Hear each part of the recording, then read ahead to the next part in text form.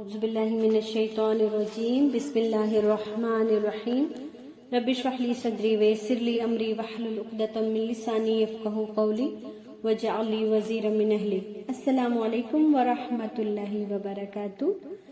امید ہے آپ لوگوں نے حضرت ابوبکر صدیق کا پہلا پارٹ سن لیا ہے۔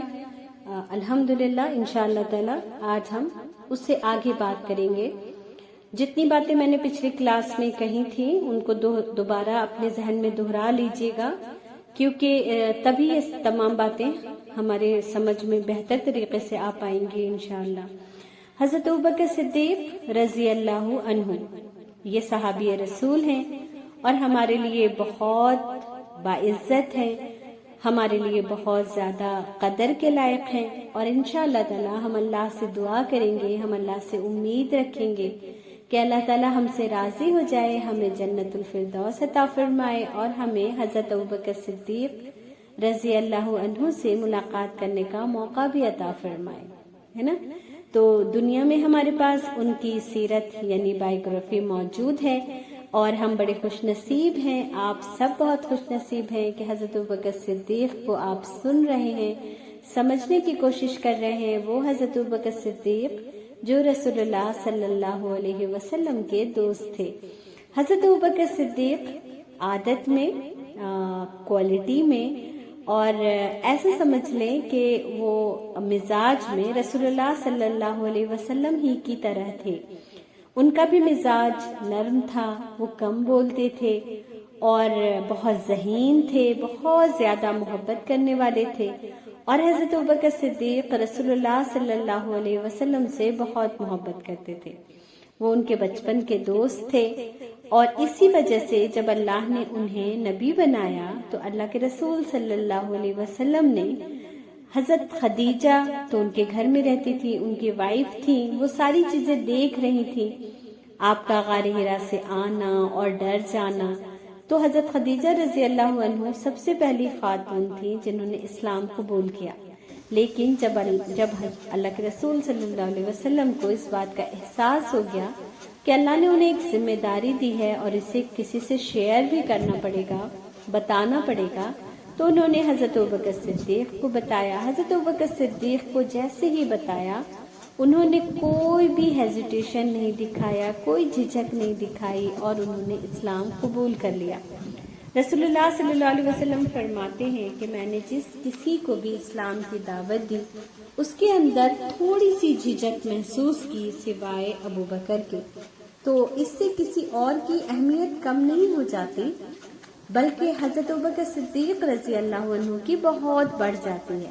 ہم اس بات کو سمجھ لیتے ہیں کیونکہ حضرت ابوبکر صدیق رسول اللہ صلی اللہ علیہ وسلم کو اتنے قریب سے جانتے تھے، وہ جانتے تھے کہ محمد بچپن سے سچ بولتے ہیں، وہ کسی بھی بات کو بڑھا چڑھا کر نہیں پیش کرتے، وہ ان کے اخلاق کو جانتے تھے، وہ ان کے کردار کو جانتے تھے، اس لیے انہوں نے یہ سمجھ لیا کہ واقعی محمد رسول اللہ صلی اللہ علیہ وسلم ہو گئے ہیں، اور انہوں نے اسلام قبول کر لیا۔ لیکن اسلام قبول کرنے کے بعد حضرت ابوبکر صدیق کو بھی یہ بات سمجھ آ گئی کہ صرف میرا اسلام میں داخل ہو جانا میرے لیے کافی نہیں ہے، جو لوگ مجھ سے قریب ہیں، مجھ سے محبت کرتے ہیں، میری بات سنتے ہیں، ضروری ہے کہ میں ان کو بھی اسلام کی دعوت دوں، ہے نا۔ آپ دیکھیں شروع میں اسلام قبول کیا ہے، ابھی کوئی بھی نہیں جانتا اسلام کے بارے میں، اور حضرت ابوبکر تو خود ایمان لائے ہیں رسول اللہ صلی اللہ علیہ وسلم پر۔ اگر ہم دیکھیں تو ڈائریکٹ اللہ نے ابھی رسول اللہ صلی اللہ علیہ وسلم کو یہ کام سونپا نبی کی حیثیت سے کہ آپ اس کام کو کریں کہ لوگوں تک بات پہنچائیں، لیکن ان لوگوں کے بارے میں بھی بتا دیا کہ جن کے پاس بھی یہ پیغام آ جائے اسے چاہیے کہ وہ دوسروں کو بتائے۔ لیکن حضرت ابوبکر صدیق نے یہ نہیں کیا کہ اچھا ٹھیک ہے اب میں بتاؤں گا، اب میں دیکھ تو لوں پہلے کہ کیا ہوتا ہے نا۔ حضرت ابوبکر صدیق نے اس بات کو ضروری سمجھا کہ اگر مجھے یہ بات پتہ چل گئی ہے کہ اللہ کی ناراضگی میں ہمارے لیے بہت بڑا نقصان ہے تو مجھے یہ بات سب کو بتانا ضروری ہے، خصوصاً ان لوگوں کو جو میرے دوست ہیں، جن سے میں محبت کرتا ہوں۔ تو اس سے کیا ہمیں پتہ چلتا ہے کہ ہم جن کے دوست ہوں، جن سے محبت کرتے ہوں، ان کی خیر خواہی چاہیں۔ ان کی خیر خواہی کس بات میں ہے کہ وہ اچھے کام کرے، کہ وہ برے کاموں سے دور ہو جائیں، کہ وہ اللہ کو راضی کرنے والے کام کریں، اور ایسے کام ہرگز نہ کریں جس سے اللہ رب العالمین ناراض ہوتا ہو۔ تو حضرت ابوبکر صدیق نے یہ پیغام کن کن کو پہنچایا؟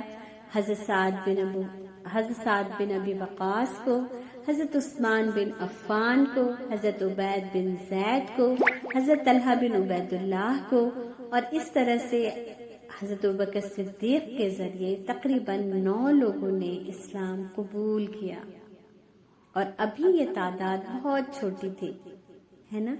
آپ دیکھیں، ایک مسلمان اللہ سے محبت کرنے والا، رسول اللہ سے محبت کرنے والا، ان کے مشن کو سمجھنے والا کبھی بھی خالی نہیں بیٹھ سکتا۔ وہ اپنے رسول کا کام، وہ اپنے رسول کا وارث ضرور بنے گا، کیونکہ اسے پتا ہے کہ میرے رسول اس دنیا میں کیوں آئے تھے، وہ کون سا کام کرنے آئے تھے۔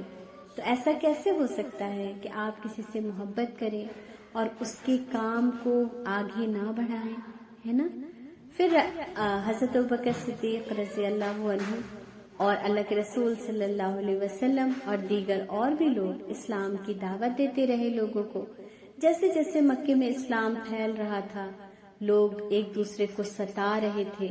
ان کے جو امیر تھے، اگر کوئی غریب اسلام قبول کر لیتا تو اسے بہت ستاتے تھے اور اتنا مارتے پیٹتے تھے تاکہ وہ اسلام سے باہر ہو جائے۔ لیکن اگر کوئی امیر اسلام قبول کرتا تو اسے گالی گلوچ کرتے، لیکن اسے مار پیٹ نہیں سکتے تھے، کیونکہ وہ بھی طاقت رکھتا تھا۔ اور طاقت کا مطلب کیا؟ کہ اس کے پاس بہت بڑی فیملی ہوتی تھی، خاندان ہوتا تھا، اور وہ اس کی طرف سے لڑنے آ جاتا تھا۔ اس طرح سے مکے میں تقریباً 40 سے زیادہ لوگوں نے اسلام قبول کر لیا تھا، اور اب اللہ نے حکم دیا کہ کھلم کھلا اسلام کی تبلیغ کرو۔ شروع میں 3 سال تک اللہ کا حکم یہ تھا کہ چپکے چپکے جو لوگ نیک طبیعت ہیں، نیک فطرت ہیں، تمہارے قریبی ہیں، تم انہیں اسلام کی دعوت دو۔ لیکن 3 سال کے بعد اللہ کا حکم یہ آیا کہ اب کھل کر لوگوں کو دعوت دو۔ حضرت ابوبکر صدیق کو جب یہ پیغام اللہ کا پتہ چلا، جب اللہ کا یہ میسج انہیں ملا کہ اب کھل کر رسول کو کہا گیا ہے کہ آپ اسلام کی دعوت دیں، تو انہوں نے اللہ کے رسول صلی اللہ علیہ وسلم سے اجازت طلب کی کہ کیا میں حرم میں جا کے لوگوں کو کھلم کھلا اللہ کی طرف بلا سکتا ہوں؟ رسول اللہ صلی اللہ علیہ وسلم نے اس کی اجازت دے دی۔ حضرت ابوبکر صدیق اللہ کے رسول صلی اللہ علیہ وسلم سے جدا ہو کر مکہ خانہ کعبہ آئے، اور انہوں نے وہاں آ کر لوگوں کو اسلام کی دعوت دینا شروع کی۔ اب جب انہوں نے اسلام کی دعوت دی، لوگوں کو بتایا کہ یہ اتنے سارے معبود جو تم نے 360 بت یہاں رکھے ہوئے ہیں، یہ سارے تمہارے رب نہیں ہیں، بلکہ تمہارا ایک ہی رب ہے۔ یہ بات جب سردار مکہ کو سنائی دی، انہیں پتا چلا کہ ابوبکر ہمارے خداؤں کو برا بھلا کہہ رہا ہے، حالانکہ وہ برا بھلا نہیں کہہ رہے تھے، وہ یہ کہہ رہے تھے کہ یہ رب نہیں ہے۔ لیکن جب کسی کو کسی کی بات پسند نہیں آتی تو وہ کیا کہتا ہے؟ اس کی طرف ایسی ہی باتیں لگا دیتا ہے کہ اس نے مجھے برا بھلا کہا، اس نے مجھے گالی دی، ہے نا؟ حالانکہ حضرت ابوبکر صدیق انہیں نہ گالی دے رہے تھے نہ برا بھلا کہہ رہے تھے۔ اب ان میں سے ایک آدمی اٹھا اور اس نے حضرت ابوبکر صدیق کو پیٹنا شروع کیا۔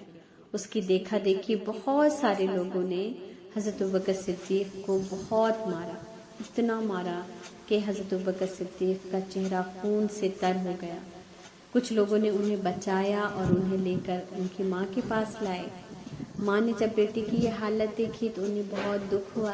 حضرت ابوبکر صدیق کی امی یعنی والدہ کا نام ام الخیر تھا، اور ان کے ابو یعنی والد کا نام ابو قحافہ تھا۔ جب ان کی ماں نے ان کی یہ حالت دیکھی، اپنے بچے کے چہرے کو صاف کیا، ان کے زخموں کو دھلا، اور وہ روتی جاتی تھی۔ پھر انہوں نے حضرت ابوبکر سے کہا، بیٹے اب دوبارہ ایسا نہ کرنا، اب دوبارہ ان شیطانوں کے بیچ میں کھڑے ہو کر کے ایسی باتیں نہیں کرنا۔ ایسی باتیں کیوں کرتے ہو جس سے لوگ تمہیں مارے یا تم سے نفرت کریں، ہے نا؟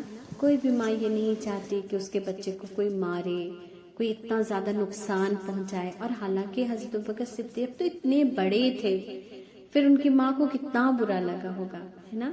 لیکن حضرت بکر صدیق نے اٹھ کر کہا کہ اماں جان یہ کام کرنا پڑے گا تاکہ لوگ جہنم سے بچ سکے، کیونکہ جو لوگ اس بات کو نہیں مانیں گے کہ اللہ کے سوا کوئی معبود نہیں، انہیں جہنم میں جلنا پڑے گا۔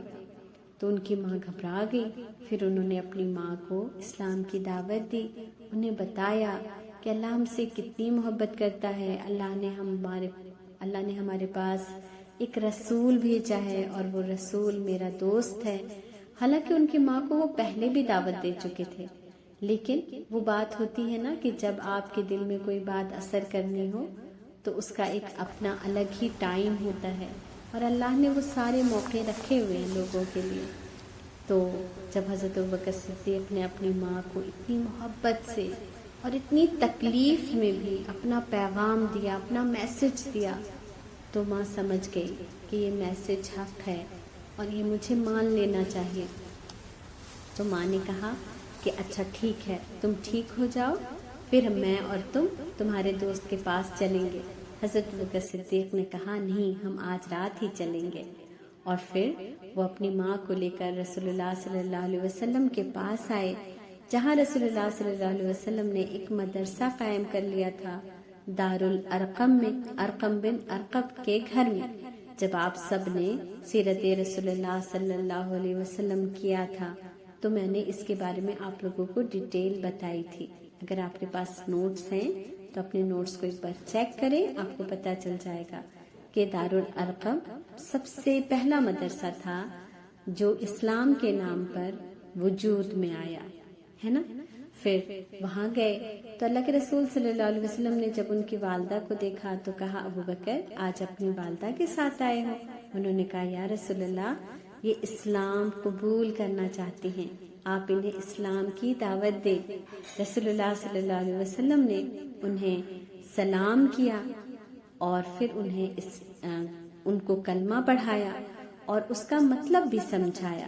اس طرح ام الخیر یعنی حضرت ابوبکر صدیق کی والدہ نے اسلام قبول کیا، لیکن ان کے والد ابو قحافہ نے اسلام بہت دنوں تک قبول نہیں کیا تھا۔ انہیں لگتا تھا یہ کچھ لوگوں کی دماغ کی کچھ ایسے ہی اپنی طرف سے ایک بات ہے جس کو وہ بڑھا رہے ہیں، کر رہے ہیں۔ انہیں یہ چیز بھی پسند نہیں تھی کہ مکے والے مسلمانوں کو ستاتے ہیں، مارتے ہیں، پیٹتے ہیں، لیکن انہیں اسلام کو جاننے اور سمجھنے میں بھی کوئی دلچسپی نہیں تھی۔ بہرحال ان کے والد نے بھی اسلام قبول کیا، پر بہت بعد میں فتح مکہ کے موقع سے 8 ہجری میں انہوں نے اسلام قبول کیا۔ ہم انشاءاللہ تعالی وہ بعد میں بتائیں گے۔ پھر حضرت ابوبکر صدیق جیسا کہ ہم پہلے بتا چکے ہیں کہ وہ رکے نہیں، وہ مسلسل لوگوں کو اسلام کی طرف دعوت دیتے رہے اور ان کے ذریعے اسلام لانے والوں کی تعداد میں مسلسل اضافہ ہوتا رہا، اور بڑے بڑے صحابہ کرام نے حضرت ابوبکر صدیق کی تبلیغ سے اسلام قبول کیا، جیسے حضرت زبیر، حضرت عبد الرحمن، حضرت عثمان بن مظعون، حضرت ابو عبیدہ بن جراح، حضرت خالد بن سعید اور حضرت ابو سلمہ۔ یہ سارے بہت بڑے بڑے صحابہ کرام ہیں، اور انشاءاللہ تعالی جب میں صحابہ آپ کو آگے کراؤں گی تو ان میں سے کچھ کو ضرور کراؤں گی انشاءاللہ۔ جیسا کہ ہمیشہ سے ہوتا آیا ہے کہ جو امیر طبقہ ہوتا ہے کسی بھی سماج کا، وہ حق کو جلدی قبول نہیں کر پاتا۔ اسے ایسا لگتا ہے کہ حق کو قبول کر لینے میں اس کی بے عزتی ہے، وہ نیچے ہو جائے گا۔ لیکن جو غریب طبقہ ہوتا ہے، جب بھی آپ اسے کسی بھی اچھی بات کی طرف دعوت دیتے ہیں، وہ جلدی سن لیتا ہے، جلدی سمجھنے کی کوشش کرتا ہے۔ تو اور مکے میں بھی یہی ہوا کہ غریبوں نے مانا اور امیروں نے زیادہ تر جھٹلایا۔ غریب چونکہ بہت غریب تھے، کچھ ایسے بھی تھے جو غلام تھے۔ مکے میں غلامی پوری دنیا ہی میں اس وقت غلام بنانے کا ٹرینڈ تھا، ہے نا؟ اس وقت کا وہ کلچر تھا کہ لوگ انسانوں کو غلام بنا لیا کرتے تھے اور انہیں جانوروں کی طرح خریدا اور بیچا جاتا تھا، جسے اسلام بالکل پسند نہیں کرتا اور نہ اس کی اجازت دیتا ہے۔ تو غلام خریدے اور بیچے جاتے تھے۔ مکے کے بھی بہت بڑے بڑے سرداروں کے بہت سارے غلام تھے، اور یہ غلام، ان غلاموں نے جب اسلام کے بارے میں سنا، اس کی دعوت کے بارے میں سنا کہ اسلام ہر ایک کو برابری کا درجہ دیتا ہے، چاہے کوئی غریب ہو، امیر ہو، کوئی کالا ہو، گورا ہو، کوئی اونچے خاندان والا ہو، کوئی نیچے خاندان والا ہو، اسلام کہتا ہے کہ سب اللہ کی نظر میں برابر ہے۔ اسلام کی روح سے اللہ کی نظر میں کون بڑا ہے؟ وہ جو تقوی میں سب سے بڑا ہو، یعنی کہ جس کا کنیکشن اللہ سے سب سے زیادہ اچھا ہو، ہے نا۔ لیکن افسوس کی بات یہ ہے کہ جس اسلام نے ان تمام بھید بھاؤ کو،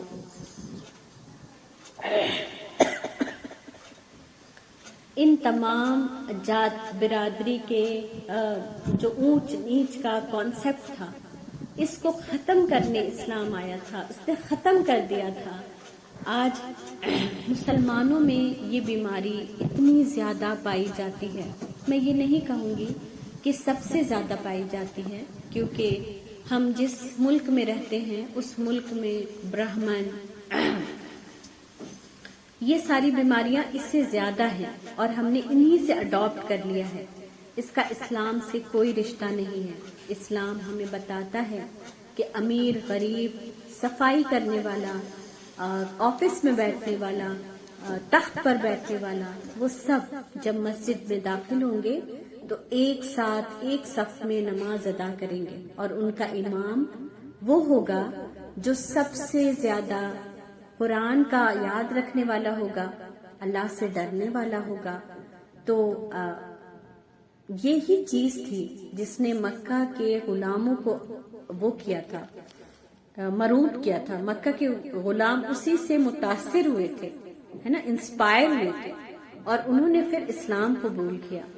نتیجہ کیا ہوا کہ ان کے جتنے بڑے بڑے سردار تھے، انہوں نے ان پر ظلم کرنا شروع کیا، ظلم کی انتہا کر دی۔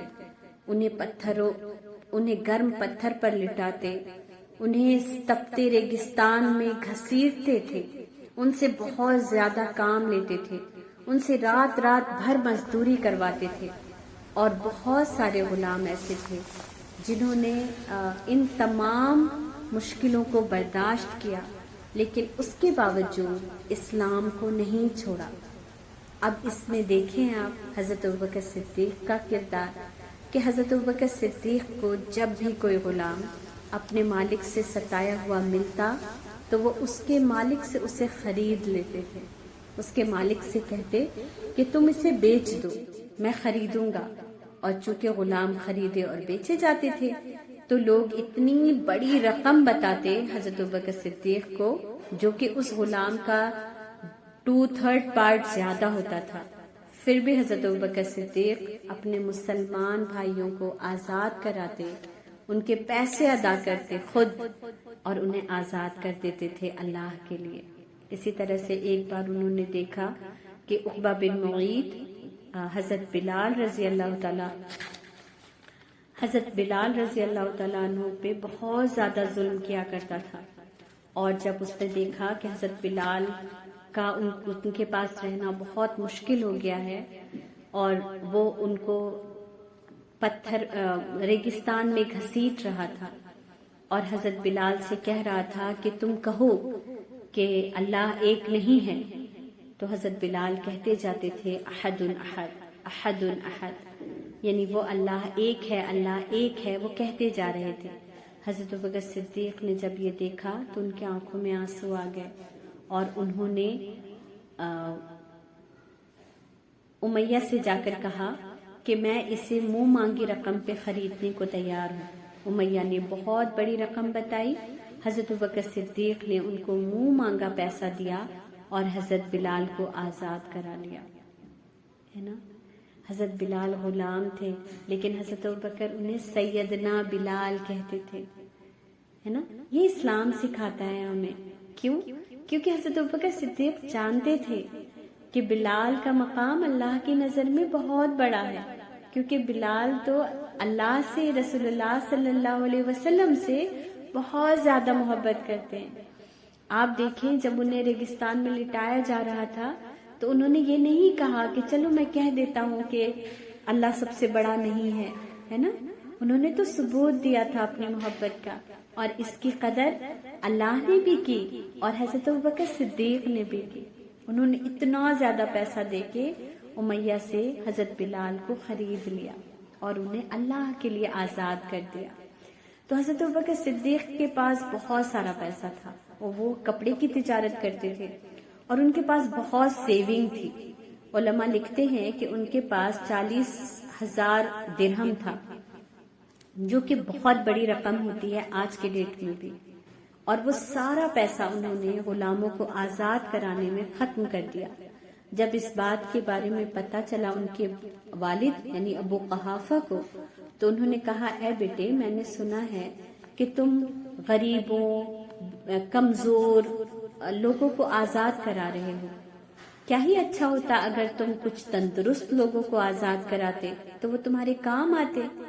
تو حضرت ابوبکر صدیق نے کہا، ابا جان، یہ میں اپنے اس دنیا کی بھلائی کے لیے نہیں کر رہا، یہ تو میں اپنے رب کو راضی کرنے کے لیے کر رہا ہوں، ہے نا؟ تو ہمیں دنیا میں کوئی بھی کام ہم کریں تو ہم اللہ کی رضا کے لیے کریں۔ ہم کسی کے ساتھ بھی اچھا اس لیے نہیں کریں تاکہ وہ میرے ساتھ کل اچھا کرے، تاکہ وہ میرے کل کام آئے، ہے نا؟ ان کے والد انہیں یہی سکھا رہے تھے، اور یہ کوئی بری بات نہیں تھی اس وقت کے لیے کہ آپ بہت سارے غلام آزاد کریں پھر ان کو اپنا غلام بنا لیں۔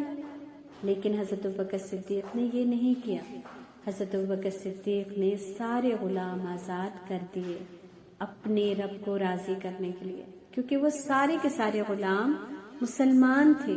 حضرت ابوبکر صدیق بہت نرم طبیعت تھے اور انہوں نے اللہ کے دین کو پھیلانے کے بہت سارے طریقے اپنائے۔ اپنے دوستوں میں جا کر اس کے بارے میں بات کی، دوستوں کو متاثر کیا، اور اس طرح ان کے بہت سارے دوستوں نے اسلام قبول کر لیا۔ جب اللہ کی طرف سے نماز کا حکم آیا تو حضرت ابوبکر صدیق نے اپنے صحن میں مسجد بنا لی اور وہاں پر وہ نماز پڑھتے اور بہت ہی خوش الحانی سے، یعنی کہ بہت ہی خوبصورت آواز میں قرآن کی تلاوت کرتے۔ حضرت ابوبکر صدیق کا لب و لہجہ بہت ہی نرم اور شیریں یعنی کہ میٹھا تھا۔ جب وہ اپنی میٹھی زبان میں قرآن کی تلاوت کرتے تو گزرتے ہوئے بچے اور عورتیں کھڑے ہو جاتے اور ان کی دیوار سے لگ کر ان کی تلاوت قرآن کو سنا کرتے تھے۔ اور میرے بچوں کو یاد ہوگا کہ جو پرانے گھر ہوا کرتے تھے ان کی دیواریں بہت اونچی نہیں ہوتی تھی۔ ہمارے جو صحن یعنی آنگن ہوتا تھا وہ کوئی بھی اس میں جھانک سکتا تھا۔ حضرت ابوبکر صدیق کی بھی دیواریں اونچی نہیں تھی، اس لیے بہت ساری عورتیں اور بچے وہاں پر کھڑے ہو کر جھانک کر ان کو دیکھا کرتے، اور وہ قرآن پڑھتے تو کبھی روتے کبھی مسکراتے، وہ یہ سب بھی دیکھتے تھے، اور ان باتوں کا ان پر اتنا اثر ہوتا کہ وہ بے اختیار ہو جایا کرتے تھے۔ انہیں لگتا تھا کہ اتنا پیارا کلام جھوٹا کیسے ہو سکتا ہے، کیونکہ وہ عربی تھے، عربی جانتے ہیں، وہ قرآن کے الفاظ کو سمجھتے تھے، اور انہوں نے کبھی اتنا پیارا اتنا میٹھا عربی نہیں سنی تھی، اس لیے ان کے دل پہ بہت ہی زیادہ اثر ہوتا تھا، اور ان کا دماغ اس بات کی گواہی دینے لگتا تھا کہ یہ سچی بات ہے، یہ اللہ کی بات ہے۔ اب ان تمام حالات سے مکے والے بہت پریشان ہو گئے تھے کہ حضرت ابوبکر صدیق کے ان میٹھی پیارے الفاظ سے ان کے گھر کی عورتیں اور بچے خراب ہو رہے تھے۔ اس وجہ سے وہ حضرت ابوبکر صدیق کے اور بھی زیادہ دشمن ہو گئے، اور بھی زیادہ انہیں ستانے لگے۔ اور ہم سب کو پتا ہے کہ ام جمیل رسول اللہ صلی اللہ علیہ وسلم کی چچی تھی اور ان کے چچا ابو لہب کی بیوی تھی۔ جب سورہ تبت یدا نازل ہوئی جس میں اللہ تعالیٰ نے ابو لہب اور اس کی بیوی کے بارے میں عذاب کا ذکر کیا، تو اسے سن کر ام جمیل کافی بخلا گئی، اسے بہت ہی زیادہ غصہ آیا، اور وہ رسول اللہ صلی اللہ علیہ وسلم کی تلاش میں نکلی، اور ایک بڑا سا پتھر اس کے ہاتھ میں تھا تاکہ وہ اللہ کے رسول صلی اللہ علیہ وسلم کو زخمی کر سکے۔ اللہ کے رسول صلی اللہ علیہ وسلم عادت کے مطابق خانہ کعبہ میں تھے اور اللہ کی عبادت میں مصروف تھے۔ جب انہوں نے حضرت ابوبکر صدیق انہیں کے ساتھ تھے، جب حضرت ابوبکر صدیق نے دیکھا کہ ام جمیل آ رہی ہیں تو انہوں نے رسول اللہ صلی اللہ علیہ وسلم سے کہا کہ یا رسول اللہ، یہ ام جمیل آ رہی ہے، شاید یہ آپ کے ساتھ کوئی گستاخی یا بے ادبی کرے۔ آپ صلی اللہ علیہ وسلم نے کہا ابو بکر آنے دو، یہ مجھے نہیں دیکھ سکے گی، اور ایسا ہی ہوا۔ جب ام جمیل اللہ کے رسول صلی اللہ علیہ وسلم اور حضرت ابوبکر کے قریب آئی تو کہنے لگی تمہارا ساتھی محمد کہاں ہے؟ وہ میرے بارے میں بری باتیں کرتا ہے، مجھے بدنام کرتا ہے۔ حضرت ابوبکر صدیق نے کہا خانہ کعبہ کے خدا کی قسم، انہوں نے تم پر کوئی الزام نہیں لگایا۔ یہ سن کر وہ مطمئن ہو گئی اور چلی گئی۔ اللہ کے حضرت ابوبکر صدیق کے الفاظ پر اگر ہم غور کریں تو حضرت ابوبکر صدیق نے کیا کہا کہ وہ تم پر کوئی الزام نہیں لگاتے۔ یعنی الزام کیا ہوتا ہے کہ کسی پر ایسی بات کہی جائے جو جھوٹی ہو، لیکن اللہ نے ام جمیل کو جو باتیں کہی تھی وہ ساری کی ساری حق تھی اور سچی تھی، اور رسول اللہ صلی اللہ علیہ وسلم نے تو کوئی بات نہیں کی تھی، انہوں نے تو صرف اللہ کی آیت کو پڑھ کر سنایا تھا۔ تو آیت کو پڑھ کر سنانا کسی کی برائی کرنا نہیں ہوتا بلکہ حق بتانا ہوتا ہے۔ تو بہرحال ام جمیل واپس چلی گئی اور اللہ کے رسول صلی اللہ علیہ وسلم نے جو فرمایا تھا وہ بالکل ویسا ہی پورا ہو گیا۔ پھر اللہ کے رسول صلی اللہ علیہ وسلم کو ستایا جا رہا تھا، حضرت ابوبکر صدیق کو ستایا جا رہا تھا۔ اس کے بارے میں ایک صحابی ہیں، وہ ذکر کرتے ہیں کہ میں اپنے والد کے ساتھ ذوالمجاز کے بازار گیا تو میں نے دیکھا کہ 3 شخص ہے، ایک 2 آگے آگے ہے اور ایک اس کے پیچھے پیچھے چل رہا ہوتا ہے۔ میں نے اپنے والد سے پوچھا، اور یہ عباد رضی اللہ عنہ تھے جو اس وقت اسلام انہوں نے قبول نہیں کیا تھا، تو انہوں نے اپنے والد سے پوچھا کہ ابا جان یہ 3 لوگ کون ہیں؟ ان کے والد نے کہا کہ یہ پہلا محمد ہاشمی ہے، یعنی یہ رسول ہو گیا ہے، اور اس کے ساتھ اس کا دوست ابو بکر ہے، اور اس کے پیچھے مخالفت کرنے والا ابو لہب اس کا چچا ہے۔ چونکہ ابو لہب رسول اللہ صلی اللہ علیہ وسلم کے چچا تھے، اس لیے ان کی مخالفت کا لوگوں کے اوپر بہت زیادہ امپیکٹ ہوتا تھا۔ لوگ یہ سمجھتے تھے کہ اگر اس کے اپنا چچا اس کی مخالفت کر رہا ہے، اس کا مطلب ہے کہ اس کے بات کرنے میں کوئی پرابلم ہے نا۔ اور یہی ہوتا ہے کہ جب ہماری اچھائیوں کا انکار ہمارے اپنے گھر والے کر دیتے ہیں تو اس میں وہ بات نہیں رہ جاتی۔ لیکن ہمیں تب یاد رکھنا چاہیے کہ جب رسول اللہ صلی اللہ علیہ وسلم کی مخالفت ان کے اپنے چچا نے کر دی تو پھر ہمارے لیے کوئی بھی رشتہ اہمیت نہیں رکھتا۔ لیکن ہمیں یہ دیکھنا چاہیے کہ اگر ایک انسان میری مخالفت کر رہا ہے تو کیا بہت سارے انسان میری حمایت نہیں کر رہے ہیں، ہے نا؟ تو ہمیں ہمیشہ پازیٹو چیزوں کی طرف نظر رکھنی چاہیے۔ نیگیٹو چھوٹا ہوتا ہے پر اس کو ہم اپنے اوپر اتنا حاوی کر لیتے ہیں کہ اس کا اثر ہم پہ بہت زیادہ ہو جاتا ہے نا۔ اس لیے جب بھی آپ لوگوں کو کوئی کرٹیسائز کرے تو دیکھا کریں کہ کتنے لوگ ہیں جو آپ کے کام کو اپریشیٹ کرتے ہیں۔ اگر اپریشیٹ کرنے والوں کی تعداد زیادہ ہے تو پھر کوئی بات نہیں، ڈونٹ وری، ہے نا۔ سب کی مخالفت ہوتی ہے، رسول اللہ صلی اللہ علیہ وسلم کی ہوئی، حضرت ابوبکر کی ہوئی، تو میری اور آپ کی نہیں ہوگی، میری اور آپ کی بھی ہوگی، کوئی بات نہیں۔ پھر جب لوگوں کا ظلم و ستم بہت زیادہ بڑھ گیا، مکے والے بہت پریشان کرنے لگے، تو حضرت ابوبکر صدیق بھی پریشان ہو کر رسول اللہ صلی اللہ علیہ وسلم کے پاس آئے، اور لوگوں کو اللہ نے ہجرت حبشہ کی اجازت دے دی تھی، اور مسلمان ایک ایک کر کے چھپتے چھپاتے حبشہ کی طرف ہجرت کر رہے تھے، کیونکہ وہاں کا بادشاہ نیک دل تھا اور وہ نجاشی نام کا عیسائی بادشاہ تھا۔ حضرت ابوبکر صدیق نے بھی حبشہ جانے کی تیاری کی، رسول اللہ صلی اللہ علیہ وسلم سے اجازت لی، اللہ کے رسول صلی اللہ علیہ وسلم نے انہیں اجازت دے دی۔ حضرت ابوبکر صدیق نے اپنا سامان باندھا اور کشتی کے لیے بندرگاہ کی طرف گئے، یعنی سی سائڈ گئے، تاکہ وہاں سے کسی جہاز میں بیٹھ کر وہ نجاشی کے ملک حبشہ چلے جائیں۔ جب ابھی وہ سمندر کے کنارے ہی تھے کہ ان کے مطلب مکہ کا ایک شخص ابن دغنہ نام تھا جن کا، انہوں نے ان کو دیکھ لیا، کہا ابو بکر کہاں کا ارادہ ہے، کہاں جا رہے ہو؟ حضرت ابو بکر نے کہا میں تمہارا ملک چھوڑ کر جا رہا ہوں، کیونکہ یہاں کے لوگوں نے میرا یہاں رہنا مشکل کر دیا ہے، یہ میری شرافت جہاں مجھے شرافت کے ساتھ رہنا نصیب نہ ہو، میں وہاں رہ کر کیا کروں گا؟ اب ابن دغنہ نے کہا ابو بکر تم تو اس طرح بات نہیں کرتے ہو، تم تو کافی خوش مزاج انسان ہو، آج تمہاری باتوں میں بہت کڑواہٹ ہے۔ حضرت ابوبکر نے کہا میں بہت پریشان ہوں اور بہت زیادہ دکھی بھی ہوں، اس لیے میری باتوں میں وہ مٹھاس نہیں ہے، آپ مجھے معاف کر دیجیے گا، لیکن میں اب یہاں نہیں رہ سکتا۔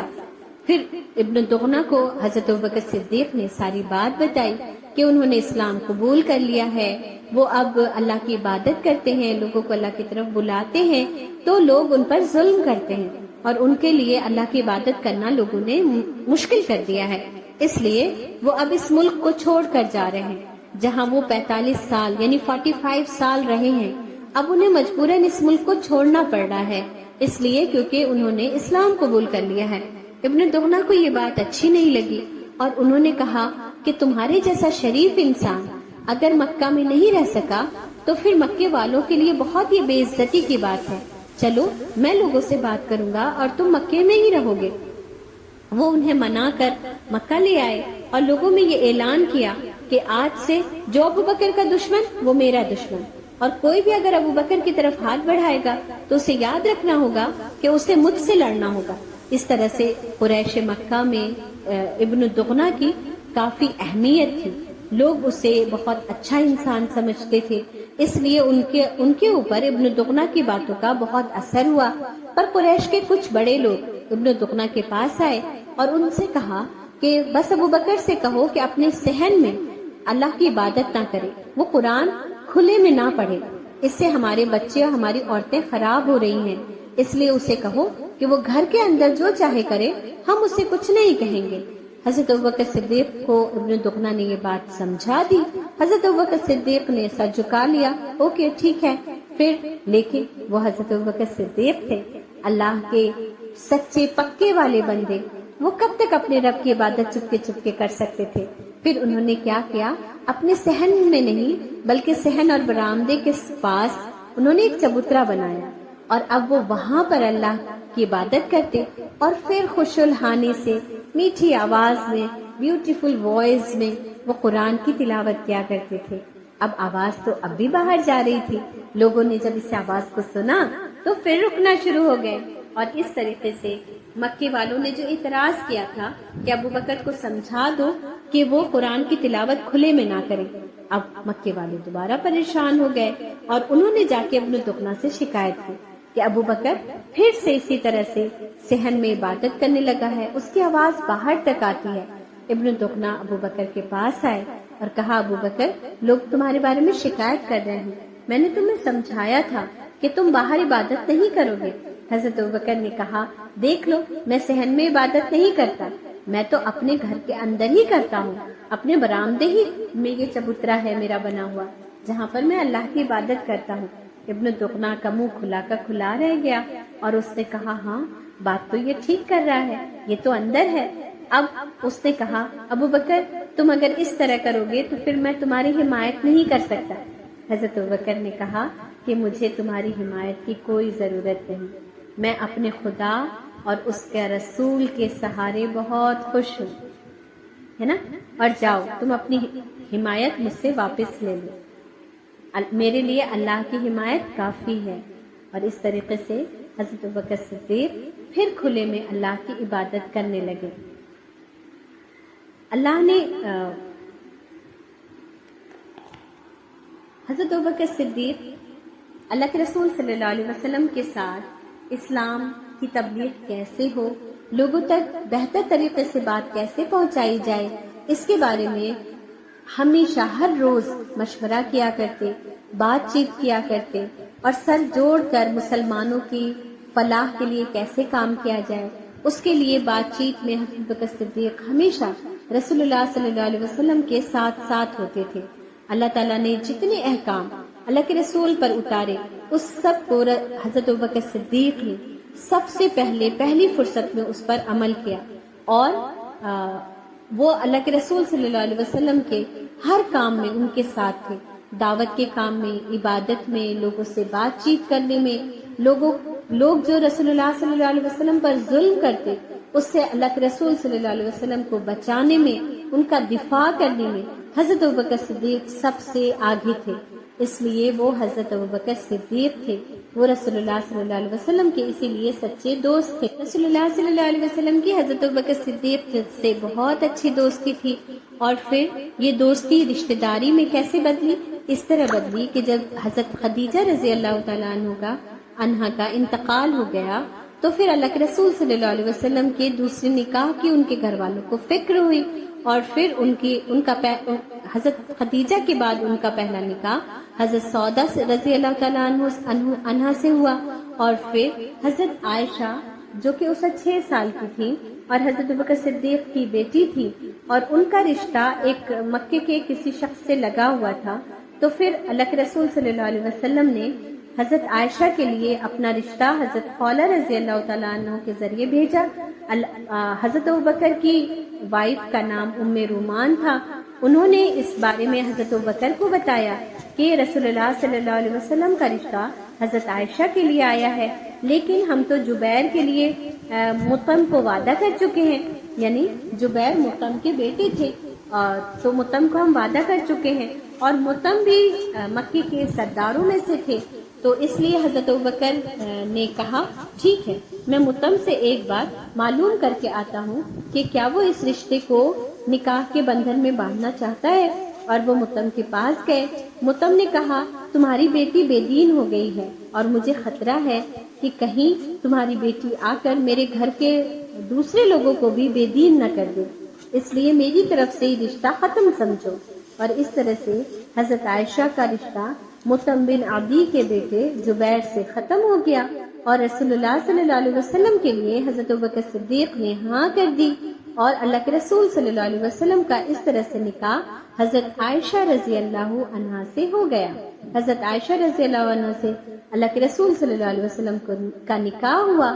اس طرح رسول اللہ صلی اللہ علیہ وسلم حضرت ابوبکر صدیق کے اب داماد ہو گئے، اور حضرت ابوبکر ان کے سسر ہو گئے۔ اس طرح سے وہ ان کے خاندان کا، ان کی فیملی کا ایک حصہ بھی ہو گئے، الحمدللہ۔ اور حضرت عائشہ رضی اللہ تعالیٰ عنہ، پیارے بچوں، حضرت ابوبکر صدیق ہی کی طرح بہت ہی ذہین، سچی تھی، اس لیے ان کو بھی عائشہ صدیقہ کہا جاتا ہے، اور وہ رسول اللہ صلی اللہ علیہ وسلم سے بہت محبت کرتی تھی۔ اللہ کے رسول صلی اللہ علیہ وسلم بھی ان سے بہت محبت کرتے تھے، اور اللہ کے رسول صلی اللہ علیہ وسلم کا نکاح ان سے مکہ میں ہوا تھا، اور مدینہ جا کر ان کی رخصتی ہوئی تھی۔